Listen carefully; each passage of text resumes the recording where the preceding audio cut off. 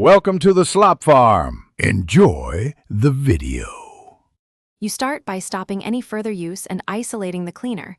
This prevents contamination. Once done, inspect the bottle for separation, cloudy residue, or skin on top, and note whether it's water-based or solvent-based because that dictates the next solvent. Make sure to wear gloves and eye protection. Transfer a small sample into a clear jar so you can test solubility. Right away, try mixing 1/4 with distilled water or the appropriate solvent to see if solids redissolve before proceeding to filtration.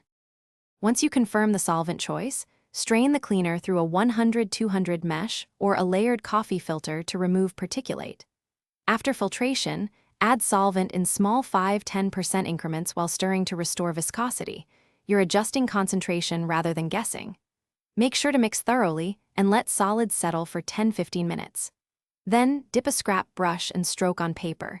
You want smooth paint pickup and no clumping. If it smells off or leaves residue, stop and reassess solvent compatibility.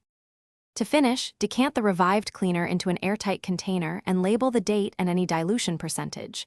This stabilizes the mix and prevents future contamination.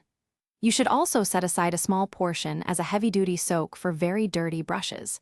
If problems persist, strong chemical odor, hardened skin, or repeated clumping, discard responsibly and replace the cleaner.